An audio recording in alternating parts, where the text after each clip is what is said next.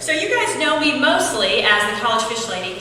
However, I am very interested in one of my favorite parts of the 4 hallmarks of Phi Theta Kappa. Is leadership, right? That's what we're all here for, is leadership. And I know that you guys are leaders, not by knowing what your title is, in your chapter. How many of you are chapter officers? Excellent, let's give them a round of applause. But I know that everybody in this room is a leader simply by the fact that you are here on a Saturday, that you were here on a Friday night, that you elected to participate in Phi Theta Kappa as more than just carrying your card and trying to get into free concerts, right? So what we're going to talk about today is something called the Student Leadership Challenge. And hopefully a number of you are engaged in the Phi Theta Kappa online cohort in leadership. Is anyone involved in that right now? We've got a group, all right, excellent. And some of you may have already completed either by taking the leadership course at your college campus, or you completed it in an earlier Facebook experience and cohort. But what Phi Theta Kappa leadership, what that program does for you is allow you to take the humanities, literature, and then apply those lessons and the messages within those stories, excerpts from movies, etc., and create some leadership models and principles, right? So as a leader, we are constantly trying to identify who we are, what we stand for, and how to become better leaders. And so the Student Leadership Challenge is another opportunity for you to think about, reflect on, and come up with a model of practices. What are things you can do every day that will help people identify you as a leader and that will encourage and build and cultivate leadership on your campus, in your community, etc. So we're going to do that by meshing the Student Leadership Challenge, which is a book, and I would definitely encourage you all to consider reading it. Ask me questions if you'd like more information about it. It's a leadership principle or model that I was exposed to in great measure in my doctoral program. But I want you all to think about it and think about ways that you can employ it. But also, we're going to think about and weave in some advice from the one and only Dumbledore from Harry Potter, so that we can think about some things from our theme this week, as well as the Leadership Challenge. So Julie, if you can take us to the very first slide. So some of you, did anybody kind of fall into their leadership position? How many of you were sort of asked to step up and take a leadership position? Wonderful, that's wonderful. And I remember George's story. George, this is a good story. For various reasons, some of us maybe always felt like leaders, or we've always had the desire to give back. Noah mentioned servant leadership. Some of us had that natural desire. And some of us, for those of you that have heard Dr. Rod Risley's story, were encouraged to become leaders. And this quote from Dumbledore is talking to Harry Potter about how Harry Potter was sort of thrust into leadership, right? You all remember that he was living with his aunt and uncle who didn't treat him very well, right? And he lived under the stairs in that terrible closet, and he was an outcast. But he was called upon, he was marked for greater things and for leadership. And so Dumbledore tells us, it's a curious thing, Harry, but perhaps those who are best suited to power are those who never sought to have it. That's something very powerful to think about. Those who, like you, have leadership thrust upon them and take up the mantle because they must, and find to their own surprise that they wear it well. So for all of you, think about the reasons that you engaged in leadership. What about leadership speaks to you? What about leadership interested you, and why did you want to become more involved and take on a leadership role? And again, however you got here, whatever encouraged you to come, maybe it was your advisor, maybe it was a classmate who shared with you how wonderful their experience was, and again, maybe it was that natural desire to lead. Continually, throughout your leadership journey, connect yourself with why you wanted to lead in the first place. And that reasoning and rationale that's motivating you on may change over time. And all good leaders know that that's a good thing, to be a dynamic leader. So the very first practice in the Student Leadership Challenge is to model the way, okay? So what I want you all to do, and this is dangerous because it's early in the morning and I know you're Phi Theta Kappa, so how many of you had less than 5 hours sleep last night? That's what I'm talking about. All right. But I'm going to encourage you to close your eyes. We're going to go on a journey for just a few minutes here. All right. If I hear snoring, I'm going to come get you. Okay. So what I want you to do with me, everybody's got their eyes closed. I want you to envision a time in your life that you would acknowledge or identify as your very personal best leadership experience, okay? I want you to think about some critical things there. What made it so? How did you behave? What sort of language did you engage in? Why was it a success? Were other people a part of that success? Was their enjoyment important and why as a success? Was that personal best leadership experience when another person was successful or achieved? Okay, so hold on and capture that, and now we're going to segue into a time when you were challenged in leadership. And I want you to think about what's different. Did you behave the same way when things didn't go your way? Did you speak in the same language and tone? Were you still as encouraging, as positive as you are in your positive, wonderful, successful experiences? Think about that for a second. The true test and mark of a leader is not just how they behave in times of success, but also how they behave and do they still embody consistently, deliberately, and intentionally the same behaviors of a good leader and model the way for those around them in times of crisis. Go ahead and open your eyes, but I want you to think about that, and as you're considering your own leadership experience, challenge yourself as you're modeling the way in several ways. One of them being that you maintain that consistent level of decorum, of dignity, and in grace in all times of leadership.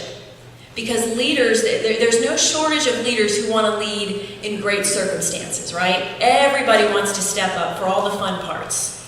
But the true mark of a leader is the president who stays behind to help with cleanup. Or the leader who steps forward and says, I made a mistake. I take responsibility, okay? So modeling the way, my challenge to you is that when you walk on campus, people who don't even know that you're in Phi Theta Kappa or that you hold an officer position, identify things about you in the way you carry yourself, in the way you treat others. Do you embody the hallmarks of Phi Theta Kappa in the things that you do? When we look at scholarship as a leader, are you modeling the way yourself? Are you studying? Are you attending and participating in class? Are you contributing actively to the honors and action research? How can you encourage others if you are not engaging in those practices, right? So the concept seems very simple of leading by example, but as leaders, we're constantly challenged to do that. And again, there will be times when you're extremely busy. Perhaps you've got several exams and you've got deadlines for Phi Theta Kappa awards. It always seems to happen that way, right? Or convention happens right when you're preparing for graduation, etc. Okay, and so perhaps that, you might really be compelled to start delegating to other people during that time period because, my gosh, you've got to study. But again, as a leader, we all are challenged to balance. Okay, to model the way in times of ease and in times of discomfort. So think about those things as you're, trying to stretch yourself as a leader. The other thing is when we step up for leadership, a lot of times we're attracted by the concept of leadership, but the practice of leadership is a new experience for some of us. Okay, so how many of you have a vision statement, a personal vision statement? Okay, hopefully by the end of this weekend, I challenge everybody to have a personal vision statement. Now, hopefully some of you have that with your chapter, but as a leader, what do you stand for? What are the values that you represent? And how can you message and communicate and inspire those around you if you have not shared who you are and what you stand for, and why you're compelled to lead with those you aspire to lead and encourage? So another part or piece of modeling the way is clarifying your values, finding your voice. Not just reading Phi Theta Kappa information from the website or from the various manuals, those kind of things. It's really living and breathing the values and mission of Phi Theta Kappa, but also of who you are as an individual leader, and making sure that the words that you share with other students align with your actions and your behaviors. So the very first principle, again, is model the way. And did I mention that and the first student to go on my Facebook page and write all 5 of these practices will win a $100 gift card. Did I mention that yet? So you might want to write these down. So the first of the 5 practices is model the way in the Student Leadership Challenge. And hopefully I've given you a framework of some things to think about in terms of how you can model the way. Okay? The next quote that we have from our illustrious Dumbledore: differences of habit and language are nothing at all if our aims are identical and our hearts are open. We all became a part of or associated with Phi Theta Kappa for various reasons, but there's some commonality there, correct? We all aspired for more. We all wanted to get involved and engaged in our campus, and we wanted to make a difference. We could have just gone to induction, we could have actually just written a check and never participated. But you had an aim, you had a vision, you had an interest, an aspiration to do more. So the second practice is to inspire a shared vision. And so we talked earlier about modeling the way, which is really establishing that framework of who you are as a leader. And the messenger has a more powerful message when people can relate to that. So in order to inspire a shared vision, it's again critical that you communicate with your chapter, with other members, that you are seeking and engaging open dialogue and having an atmosphere or an environment where people feel like they can share their opinions, okay? And those opinions may not always be in perfect alignment, or those priorities may not always be in perfect alignment with yours as a leader. But a good leader understands compromise and how to bring all that common ground together so that you're all working toward that inspired and shared vision, okay? So find the common ground, build on that, build that strong foundation, and then clearly define what the vision is. And while you may have an overarching vision for your chapter, remember that there are times along the way, throughout our journey, throughout our academic year, where we will be overworked, where we will have so many responsibilities that sometimes we'll lose sight of that vision, okay? And there are some things that may not seem as important to certain people, or may not seem as high of a priority, or sometimes we simply have to do things that we may or may not believe in. Maybe they're procedural, maybe they're operational, maybe we've been tasked with doing something for our campus because all student organizations have to do it. So those are the times when we have to think about the greater vision of our leadership, of our chapter, the greater good of what we're trying to accomplish as leaders on our campus. That's also about envisioning the best possibilities, really looking at where you are, but then also challenging everyone to start considering where you can be, okay? And that can be really difficult sometimes when people seem at very different ends of the spectrum in terms of their priorities, what's important to them. So that inspiring a shared vision is really, really critical, because if everyone is not on the same page and aligned with where we're headed and the possibility and the potential for where we can go, it makes it very difficult to move in that straight line forward, okay? So again, that doesn't mean that there won't be times where we don't all agree on everything. But what we have to do as leaders is try and identify the commonalities, the essence of what we all believe in, and how to work on that together, okay? So again, inspiring that shared vision, as you guys write your own personal vision statements, you want to communicate that somewhere to yourself on a regular basis. You want to share that with others. But also as a chapter, I highly encourage you to have a vision statement.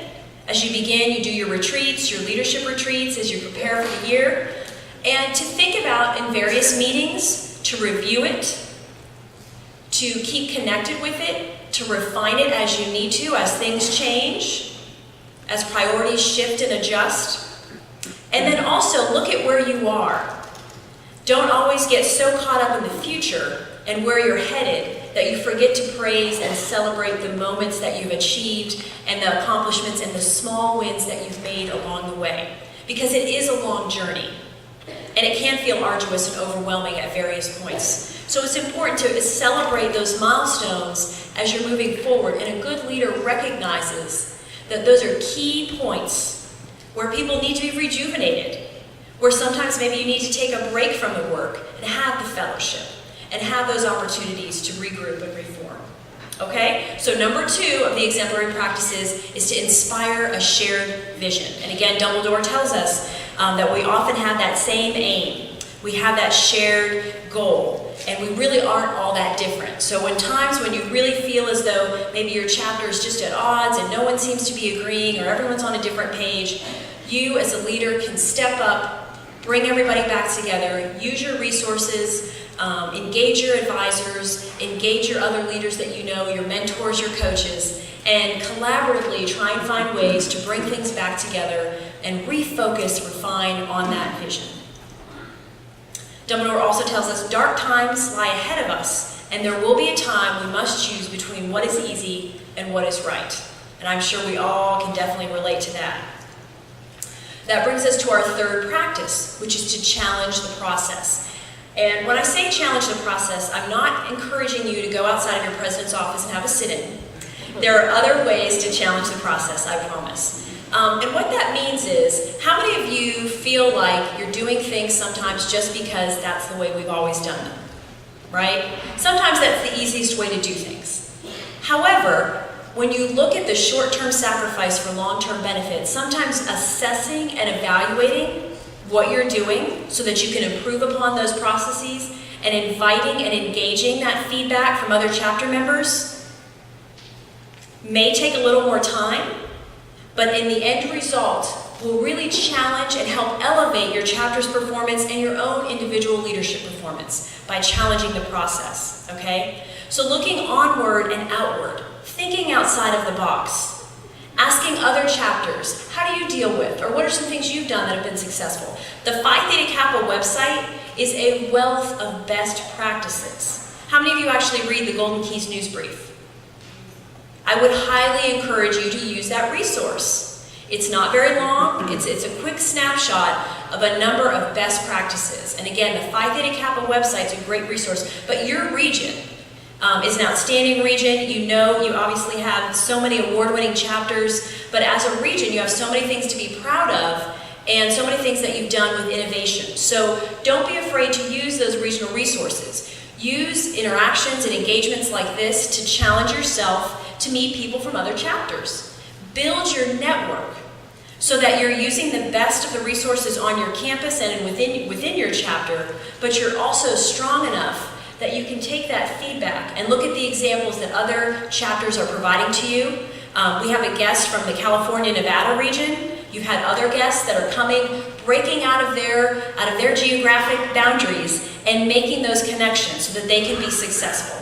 And that's what a good leader does. That's what these conferences and these opportunities are when we meet with and engage with other chapters. Hopefully all of you that went to International last year met people that you are still friends with today, that you are still taking that leadership opportunity to engage, to share, and to learn from. So challenging the process is really about learning. It's about assessing, it's about evaluating, but it's also about engaging with others and opening up that dialogue. Okay? Innovation. It doesn't mean you have to change things drastically. And in some instances, maybe there's no change needed at all. But as a leader, it's a great opportunity to open and engage in discussion, hear from everybody, give them a voice, and give them the opportunity to provide that feedback. And that means sometimes you'll try new things and they may not work out so well, and that's okay. But they may also be extremely successful. So it gives people that value, that their words, their feedback, and their opinions matter, and they're invited, and they're to be celebrated. So number 3 is to challenge the process. So continually strive and challenge yourselves, other leaders, and your chapter, as well as your region. Get engaged, get involved. You have a stake. Invest in those areas and all of those resources, and the reward and the benefit for that will really be immeasurable. Now, J.K. Rowling, the author of Harry Potter, shares with us as well. And this is really something I want you guys to think about. She says, it takes a great deal of bravery to stand up to our enemies, but just as much to stand up to our friends. And sometimes what happens when we're in leadership positions, we get very close. We spend a lot of time together, and we love each other. We develop it, of course, in Phi Theta Kappa. The regional officers, by the end of this year, will know each other inside and out. But I had the opportunity to attend a Michigan regional event, and it was a sob fest. It was spring, so it was when they were saying their goodbyes. And one of the regional officers, in his farewell comments, shared that early on, he was doing some things. He took his job very seriously, almost too seriously, to the point where he was sort of alienating and ostracizing some of the chapters, okay? And so one of the other regional officers, had heard a lot of people sort of complaining behind his back and things like that. It wasn't very constructive. And so she felt strongly enough, because she cared about him and saw his passion for Phi Theta Kappa and the fact that he didn't realize the unintended consequences of his behaviors. Because sometimes we lose that, that objectivity. We're so subjective and have so much passion and heart for what we're doing, we don't necessarily always understand the impact of that, right? We think everybody thinks like we do. And so this other regional officer spoke to him privately, shared with him some of the feedback in a constructive way, and he was a mature enough leader that, first of all, it did hurt, and he admitted that. It was painful to hear those things. But he needed somebody who cared about him enough to stand up to him and to help him with those checks and balances, and we all need that. Absolutely, right? But sometimes, again, that's scary. That's unknown territory. We're opening ourselves up to being vulnerable.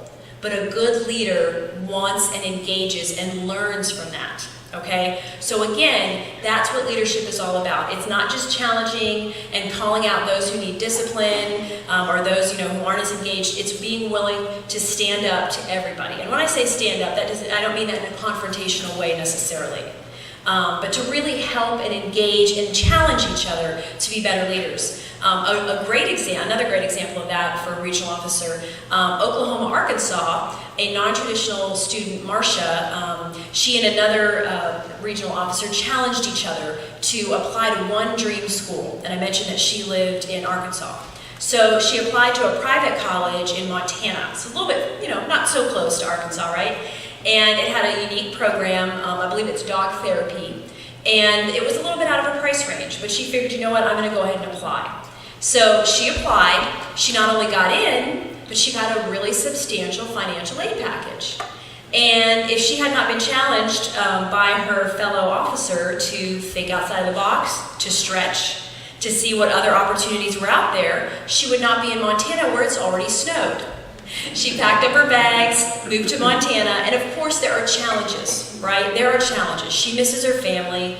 It's a different transition, but she would have had those transitions anywhere, and she's doing something that she loves, something that she believes in.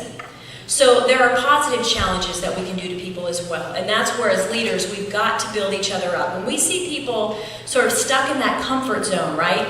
Being a leader is really primarily about risk and courage. That's why you're here, okay? There are so many people out there who are too intimidated to even raise their hand in class. You all want to be the center of class. You want to be in the spotlight, okay? That means already that you have skills and aspirations that most people do not. You are not ordinary, you're extraordinary. But again, even leaders can get in those safety zones where we are not always challenging ourselves. And that's where as other leaders, we can work on that. So I think we're on 4, right? The fourth practice is to enable others to act. And again, this can be one of the most difficult aspects of leadership for several reasons, okay? Leaders like to lead, which means sometimes we like to do everything, okay? And it can be very difficult to delegate. And by delegate, I don't mean just making a task list and handing it off to people or distributing, right? Delegating and sharing power and leadership means that you are engaging others to step up and take full leadership and ownership, okay? It means that you're willing to step back and that you have developed and equipped the leaders around you with the trust, the confidence, and the competence. And that competence is rooted in sharing knowledge, okay? And sometimes we're afraid to do that too. Because we want to keep our knowledge, we want people to think we're important. We want them to value us. And sometimes we think that by being that expert in that one particular area, we're securing our place, right? But I'm here to tell you that the best leaders and the best value that you can bring to your chapter or your organization is by sharing that leadership. By sharing and sowing those needs of knowledge so that you're building competence around you and you're securing a legacy of leadership. so that you're building other leaders around you. Any football fans in here? All right, let's see how many Cowboys fans we have. How many Texans fans? Interesting, all right. Oh, of course we have a State fan. Molly, we are in Texas. I know you do. Good luck to State. But at any rate, one of the things I find interesting, and of course football's a little bit different, but many of you know Aaron Rodgers. He's a very successful quarterback. He's struggling a little bit this year, right? But a lot of people thought because he elevated to success so quickly after Brett Favre left, that they had a great relationship and they sort of mentored and coached each other. But that wasn't the case at all. As a matter of fact, Aaron Rodgers shared that he and Brett Favre never spoke.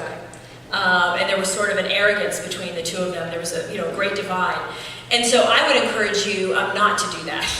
Obviously, he reached some levels of success, but that was such a great opportunity to build a relationship and to build and coach and mentor. And both men, both quarterbacks could have learned from each other, right? So the best leaders are not afraid to do that. Another sports leader I'll share with you, he does some things that aren't so great in leadership, but Kobe Bryant is probably what, I think whether you like him or not, you would suggest that he is probably one of the most dedicated athletes in the world. I don't know if you know this, for those of you who don't like basketball, but he is notorious for wherever he is. He gets up at 4 o'clock in the morning and he conducts a 3-hour pregame workout. The first hour he shoots without a ball, which means it's all about technique, right?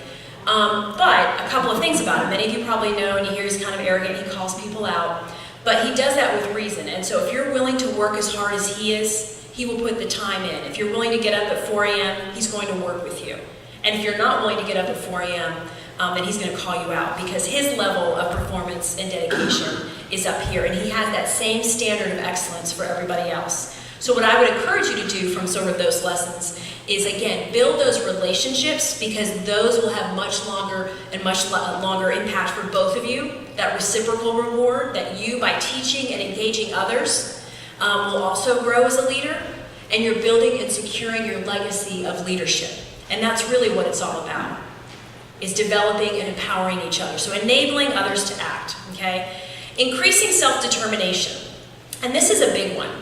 What we find sometimes, for example, you hear things like, well, the chapter president's not going to be here, so we can't have a meeting. Those kinds of things. And certainly with, very important decisions, it is important to have as much buy-in and people present as possible. But you never want to be in a situation where the success of your chapter really is rooted in just one person, okay? Because that makes you a very limited team. And you want to create and empower others. So again, by enabling others to act, we're building and creating and cultivating, a team of leaders with equity, where people feel equal, where they feel treated, with the same dignity and respect at every level. And sometimes we get a little caught up in our titles, right? And I think every one of you should be absolutely proud of the title that you've earned.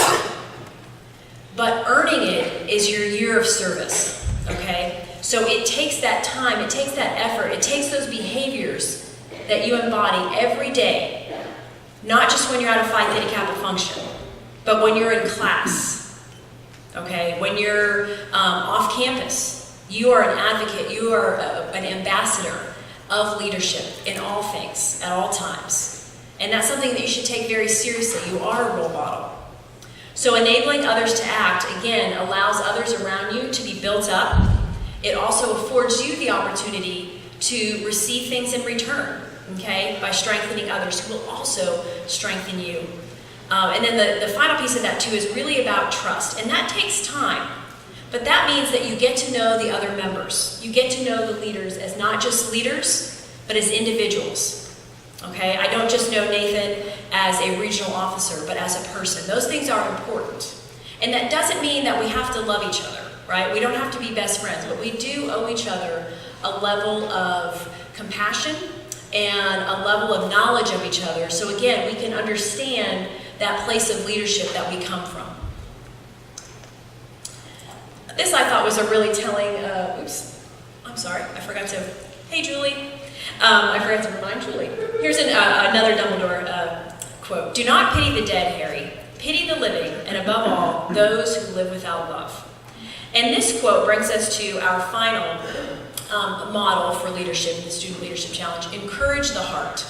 And sometimes, while this may have motivated us in the first place, when we get worn down by all the operational details and the things that we have to do and the stress, we forget about the heart. So the passion of what drew you into leadership in the first place sometimes, the love of Phi Theta Kappa that draws you together, that creates that unity and that very unique fellowship that other organizations do not have on your campus. That's really about building and cultivating those relationships and having that level of respect with those around you. And what that means is that you've got to respect the whole leader, okay? So you all have lives outside of being a Phi Theta Kappa member. You all have lives outside of being a community college student. Okay, sometimes we forget that. You also need to be respectful of, however, as a leader, that your advisor has a life. It doesn't seem like it, I'm sure, because they're always doing Phi Theta Kappa stuff. That your regional leadership team, your regional coordinator, you know, if she doesn't email you back right away and you can't believe it, your email's the most important thing in the world, that she has a life, right? And so we have to respect that people have things going on in their lives. And I can't tell you, as a student services professional, how many stories I have heard from students, and I know for all the advisors and faculty here, and for those of you that really truly take the time to listen to one another. How many of us ask, how are you, and really wait for the answer? I would also challenge you, that's good, that's great. Oftentimes, say for example, Dr. Molly tells me how busy she is, our natural inclination is then for me to say, well, let me tell you how busy I am, right? Instead of saying, Molly, I'm so proud of you for being an outstanding mom, for being an associate regional coordinator, an awesome Phi Theta Kappa advisor, right? A Mississippi State fan, and a wife, and all the wonderful things that she is. Let's give Dr. Molly a hand. But sometimes that's what the person needs, right? Is to be heard and to be recognized in that moment and to say, you know what? You really are doing a lot of things, and you're to be applauded and commended for that. The other piece of that is you want to have and build a chapter where people can ask for help, where they feel like they can be honest and come to you and say, you know what, I got behind. I really thought I was going to have time to do this or take the leadership role here, and I'm just not. Or I didn't do something correctly, and I'm sorry about that. So encouraging the heart is having a spirit of trust, of honesty, again, where you're celebrating people, you're creating that community. The other thing in here, and I know this group especially not so interested in awards or winning things, but I will say, I don't know if there's anybody in this room, but I often hear from chapters when I travel, you know what, we didn't win any awards, or we're really disappointed that we didn't win such and such award, okay? And what I would say to you is I absolutely understand what that disappointment feels like.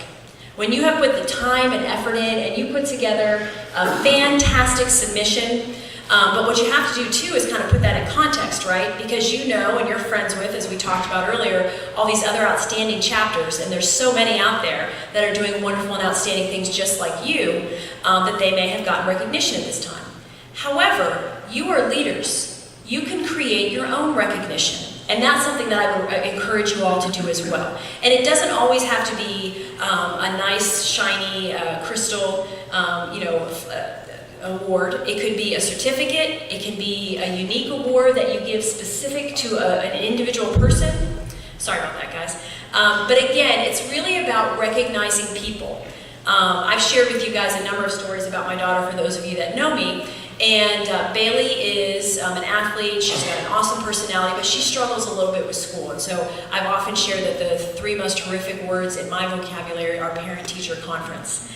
She's a junior, by the way. We're almost through, so that's pretty exciting. But I will share with you one of the most exciting events I went to as a parent was a special event just for students who, not for honor roll students, but for students who had a C or a D and brought it up one letter grade.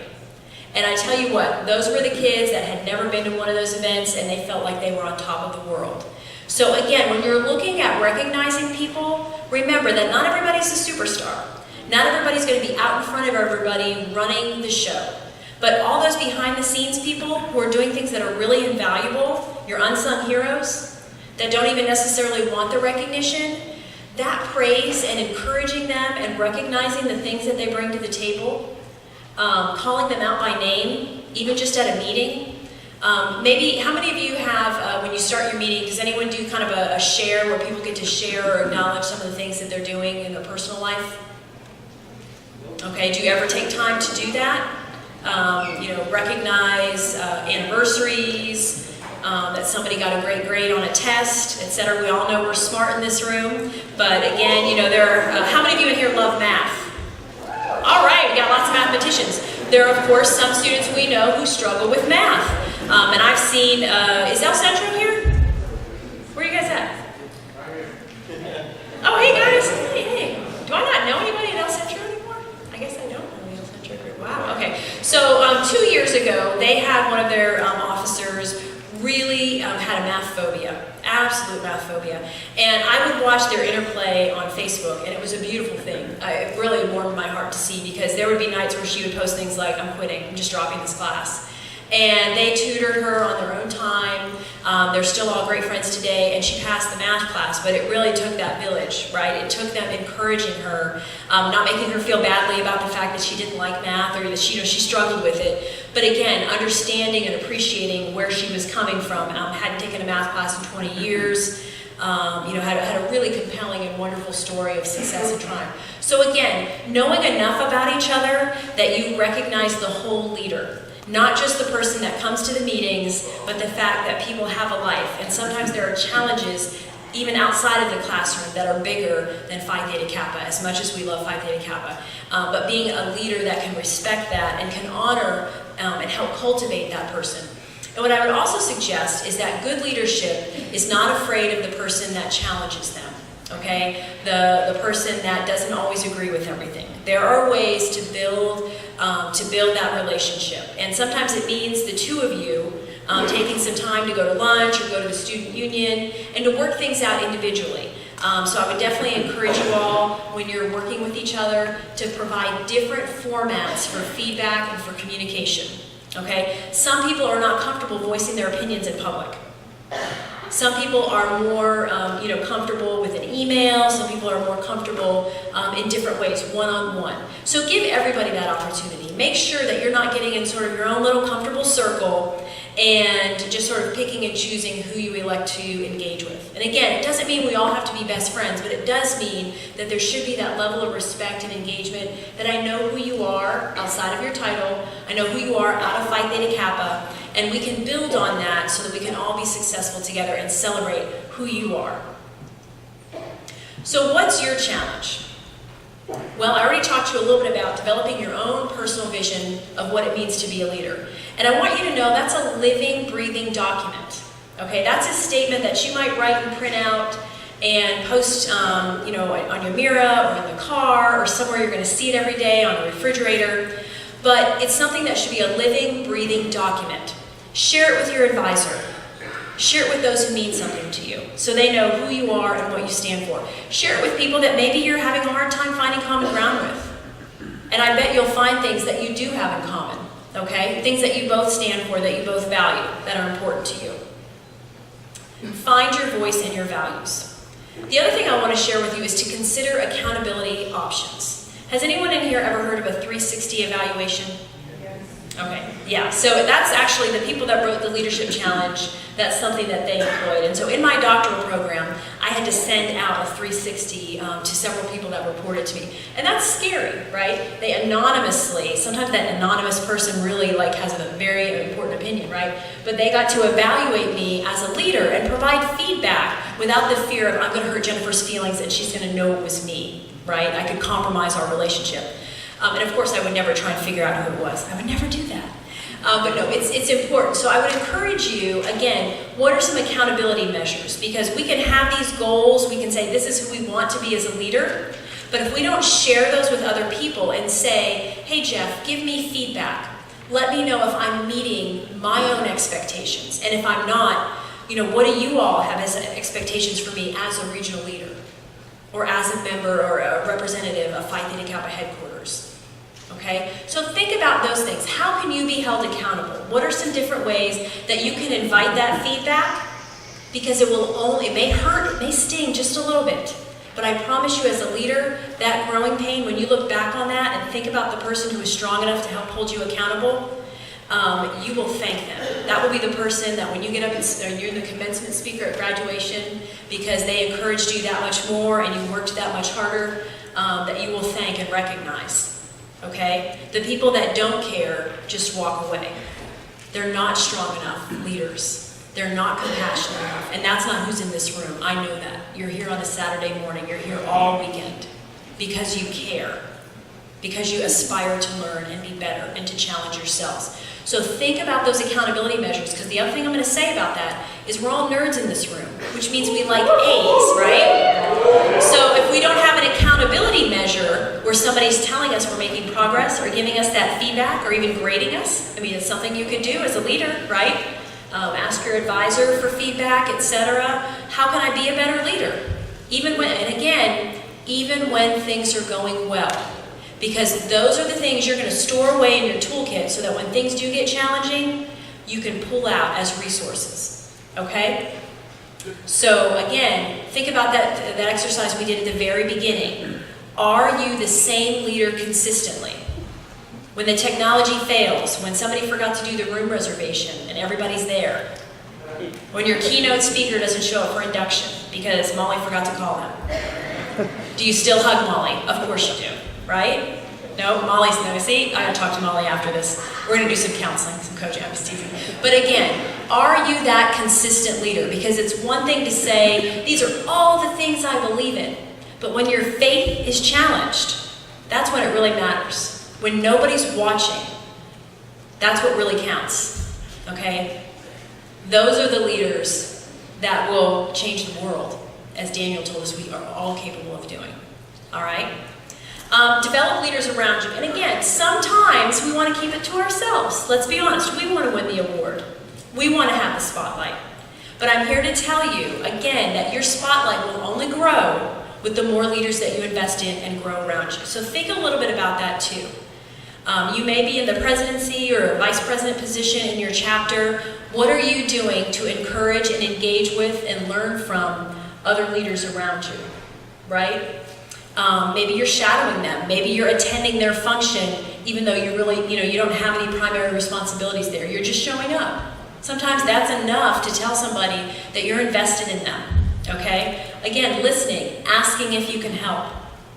We all have limited time, but it's certainly, it really is nice to hear that. Or even just a kind word or an email or a handwritten note. When was the last time you wrote a handwritten note or sent a card to somebody via U.S. postal mail? How much are stamps these days, right? But again, so think about those things. Constantly refine, enhance, and cultivate your leadership model. I'm here to tell you that when you are interviewed for scholarships, for honors programs, for jobs, and their leadership positions, they're going to ask you, what is your leadership model? I've given you one. Okay? But you're going to have to provide examples if this is the leadership model that you want to employ. And not only that, you have to read the book and do some research on your own to make it your own. But those are the kinds of questions. It's one thing to say on your application, I was Phi Theta Kappa Vice President of Scholarship. That means nothing to somebody who doesn't know anything about Phi Theta Kappa. Okay? If I go to an employer and they read that, again, I've never heard of Phi Theta Kappa. I live under rocks, right? But what are some quantifiable, some qualitative things that I can do to help measure my impact? And to tell and share with people how I was that person. What does it mean to be a vice president of scholarship? What does it mean to be a chapter president? What did we accomplish? And how do you measure that? How many more members were we able to induct? How many more leadership positions? How many people in our chapter filled out the scholarship, the fall scholarship application? How many more than last year? Because we have those goals, right? And those goals aren't just about us. They're about bringing everybody else up, okay? And then the other thing, the last thing I want to talk to you about is just asking yourself and recommitting to why did I choose to lead? Okay, start with why. Because when you have those moments, and sometimes that means stepping away or stepping back from leadership so that you can rejuvenate and get reconnected to those things. okay? So again, hopefully you've written down all 5.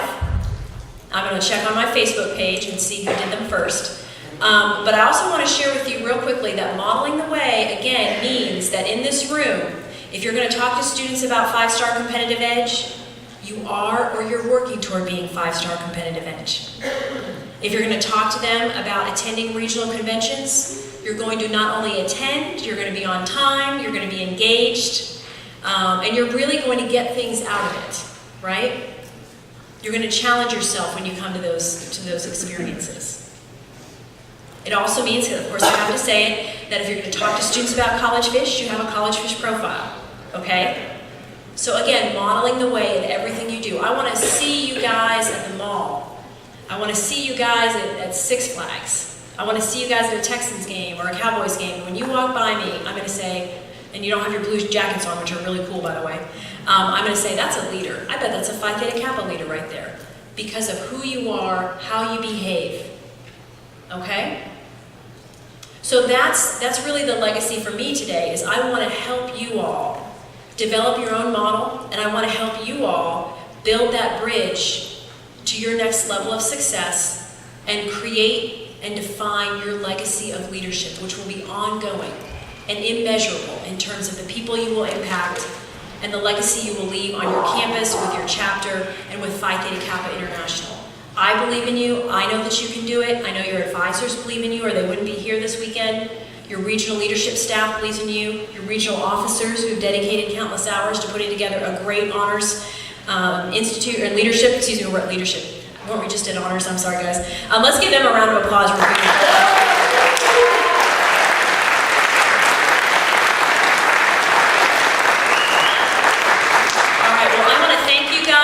Hopefully your eyes are open. Again, think about your best personal leadership experience, but also remember, was I that same leader during my most challenging leadership experiences? It's been my pleasure to speak with you all today. I see outstanding leaders in the audience. I know who are going to change our communities, going to change the state of Texas, and change our world. So don't let me down. I know that you guys won't. Thanks, guys.